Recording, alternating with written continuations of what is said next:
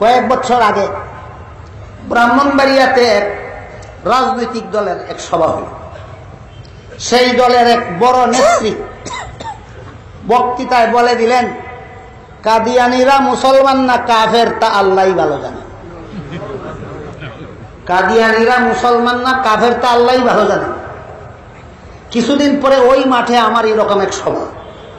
সেই সভায় লিখিতভাবে আমাকে প্রশ্ন করা হলো যে কেউ যদি বলে কাদিয়ানিরা মুসলমান না কাফের তা আল্লাহই ভালো জানেন, তাহলে এই ব্যাপারে আপনি কি বলেন? আমি বললাম, এই ব্যাপারে আমি বলি যে এই নেত্রী বলেছে কাদিয়ানিরা মুসলমান না কাফের আল্লাহই ভালো জানেন, সেই নেত্রীটাও মুসলমান না কাফের আল্লাহই ভালো জানেন।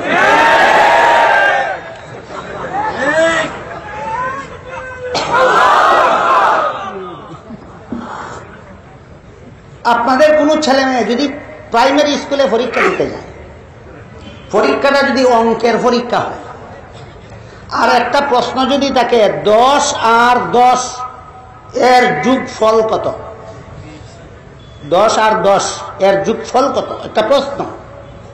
আপনার ছেলে যদি উত্তর লেখে আল্লাহই ভালো জানে, পরীক্ষায় পাস করবে না, গুড়ার ডিম পাবে। সব কথা আল্লাহই ভালো জানে বললে হবে না, অনেক কথা আছে আমি জানি বলতে হবে, নাইলে ঈমান থাকবে না।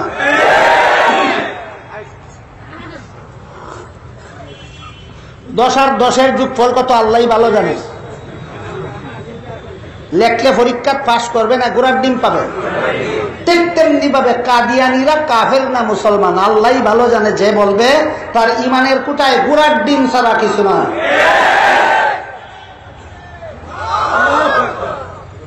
আমি বলতেছিলাম, আজকের এই সম্মেলন থেকে আমাদের সমস্ত শ্রোতাদের বুঝে নিতে হবে একটা মানুষ মুসলমান কিভাবে হয় আর কাফের কিভাবে হয়।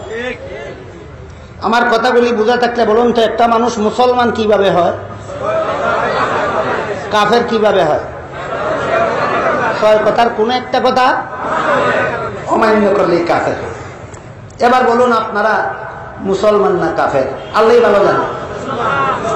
আপনারা মুসলমান না কাফের আল্লাহই ভালো জানে? না, আমি জানি আমি মুসলমান। কেমনে জানলেন? আমি ছয় কথা বিশ্বাস করি, আমিও জানি আমি মুসলমান। আপনারা বলুন তো, কাদিয়ানিরা মুসলমান না কাফের? ছয় কথা বিশ্বাস করলে কাফের হবে? তাহলে কোন কথা, ছয় কথার কোন কথা অবিশ্বাস করার কারণে কাদিয়ানি কাফের হলো? যারা কাদিয়ানিদেরকে কাফের বলেন, আপনাদের প্রমাণ করতে হবে ছয় কথার কোন কথাটা অবিশ্বাস করার কারণে কাদিয়ানি কাফের হলো। আপনারা যেমন লা ইলাহা ইল্লাল্লাহ কলেমা পড়েন, তারাও লা ইলাহা ইল্লাল্লাহ কলেমা পড়ে। আপনারা যেমন মুহাম্মাদুর রাসূলুল্লাহ কলেমা পড়েন, তারাও মুহাম্মাদুর রাসূলুল্লাহ কলেমা পড়ে। তাহলে হ্যাঁ হ্যাঁ, তাদের বইয়ে লেখা আছে মুসলমানের কলেমা লা ইলাহা ইল্লাল্লাহু মুহাম্মাদুর রাসূলুল্লাহ লেখা আছে। আপনারাও পড়েন লা ইলাহা ইল্লাল্লাহু মুহাম্মাদুর রাসূলুল্লাহ, তারাও কলেমা পড়ে লা ইলাহা ইল্লাল্লাহু মুহাম্মাদুর রাসূলুল্লাহ। আপনারা মুসলমান হলে তারা কাফের কেন? ছয় কথার কোন কথা অস্বীকার করার কারণে তারা কাফের। যে ছয়টা কথা বিশ্বাস করলে যে কোনো যুগের, যে কোনো দেশের, যে কোনো মানুষ মুমিন মুসলমান বলে গণ্য হয়। ছয়টা কথা আছে ইমানে মুফাসসালে। ইমানে মুফাসসালের মর্মার্থ হলো, আমি 1 নম্বরে আল্লাহকে বিশ্বাস করলাম, 2 নম্বরে আল্লাহর ফেরেশতাগণ বিশ্বাস করলাম, 3 নম্বরে আল্লাহর নাযিলকৃত আসমানি কিতাবগুলি বিশ্বাস করলাম, 4 নম্বরে আমি আল্লাহর প্রেরিত নবী রাসূলগণকে বিশ্বাস করলাম, 5 নম্বরে আমি আল্লাহর নির্ধারিত তকদীর বিশ্বাস করলাম, 6 নম্বরে আমি পরকাল বিশ্বাস করলাম। এই 6 কথায় যারা বিশ্বাসী এরাই মুমিন মুসলমান। 6 কথায় যারা বিশ্বাসী তারাই মুমিন মুসলমান। 6 কথার কোনো একটি কথা যদি কেউ বিশ্বাস করে না, সে আর মুমিন মুসলমান থাকে না। কেউ যদি বলে আমি আল্লাহ বিশ্বাস করি না, সে বেঈমান হয়ে যাবে। কেউ যদি বলে আমি ফেরেশতা বিশ্বাস করি না, কাফের হয়ে যাবে। কেউ যদি বলে আসমানি কিতাব বিশ্বাস করি না, কাফের হয়ে যাবে। কেউ যদি বলে নবী বিশ্বাস করি না, কাফের হয়ে যাবে। যদি কেউ বলে তকদীর বিশ্বাস করি না, কাফের হয়ে যাবে। যদি কেউ বলে পরকাল বিশ্বাস করি না, কাফের হয়ে যাবে।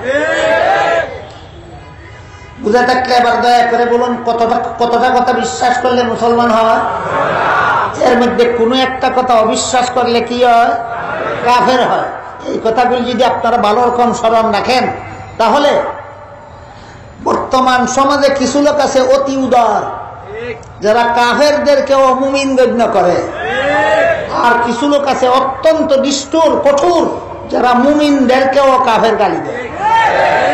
মুসলমানের সমাজে কাফেরকে মুসলমান গণ্য করার সুযোগ পায় কেন?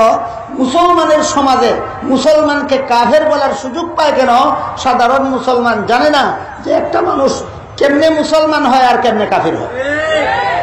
এই জন্য আজকের থেকেই আমরা স্মরণ রাখি, একটা মানুষ 6 কথা বিশ্বাস করলেই মুসলমান হয়, এর কোনো কথা অবিশ্বাস করলেই কাফের হয়। যদি বুঝতে পারেন, স্মরণ রাখতে পারেন, তাহলে আপনাদের সামনে কখনো কেউ কোনো কাফেরকে মুসলমান বলতে পারবে না, কোনো মুসলমানকে কাফের বলতে পারবে। আমার কথা বুঝে থাকলে একটু দয়া করে বলবেন, আপনারা মুসলমান না কাফের? কেমনে জানেন? আমি 6 কথা বিশ্বাস করি, আমি মুসলমান। আমাকে যদি কেউ কাফের বলে আমি প্রতিবাদ করব, তুই কেমনে আমাকে কাফের বললে প্রমাণ কর। আমি তো 6 কথা বিশ্বাস করি। এই 6 কথার কোনো একটা কথা অবিশ্বাস করলে কি হয়? কাফের হয়। 6 কথার প্রথম কথা কি ছিল? আল্লাহকে বিশ্বাস করি। দ্বিতীয় কথা ছিল আল্লাহর ফিরিস্তা বিশ্বাস করি। তৃতীয় কথা ছিল আসমানি কিতাব বিশ্বাস করি। চতুর্থ কথাটা কি ছিল?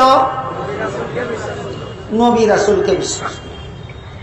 চতুর্থ কথা ছিল নবী রাসূলকে বিশ্বাস করি। যারা নবী রাসূল, এদেরকে নবী রাসূল বিশ্বাস করতে হবে। যারা নবী নয়, এদেরকে নবী বিশ্বাস করা যাবে না। 3 নম্বর 6 কথার 3 নম্বর কথাটা কি? আসমানি কিতাব বিশ্বাস করি। আসমানি কিতাবগুলির মধ্যে কোরআন কি একটা আসমানি কিতাব? বুঝে শুনে বলেন, কোরআন একটা আসমানি কিতাব। এই কোরআনের সূরা আহজাবের 40 নম্বর আয়াতে আল্লাহ পাক রব্বুল আলামিন বলেন, মা কানা মুহাম্মাদুন আবা আহাদিন মির রিজালিকুম ওয়ালাকিন রাসূলুল্লাহি ওয়া খাতামান নাবিয়্যিন।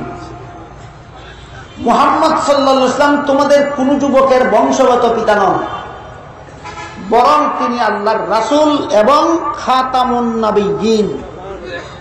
বলুন, কোরআনে মুহাম্মদুর রাসূলুল্লাহকে খাতামুন নবিয়্যিন বলা হয়েছে কিনা? বলা হয়েছে। তিরমিজি শরীফের হাদিসে উল্লেখ আছে, রাসূল করিম সাল্লাল্লাহু আলাইহি ওয়াসাল্লাম বলেন, লা তাকুমুস সাআতু হাত্তা ইউবআসা দাজ্জালুনা কাজ্জাবুনা কুল্লুহুম ইয়াজআমু আন্নাহু নাবিয়্যুন ওয়া আনা খাতামুন নাবিয়্যিন লা নাবিয়্যা বাদি। হাদিসের সংক্ষিপ্ত অর্থ হলো, আল্লাহর রাসূল বলেন, কুরআনে যে আল্লাহ আমাকে খাতামুন নাবিয়্যিন বলেছেন, কোন সূরার কত নম্বর আয়াতে? সূরা আহজাবের 40 নম্বর আয়াতে আল্লাহ আমাদের নবীকে খাতামান নাবিয়্যিন বলেছেন। এর মর্ম হলো খাতামুন নাবিয়্যিন।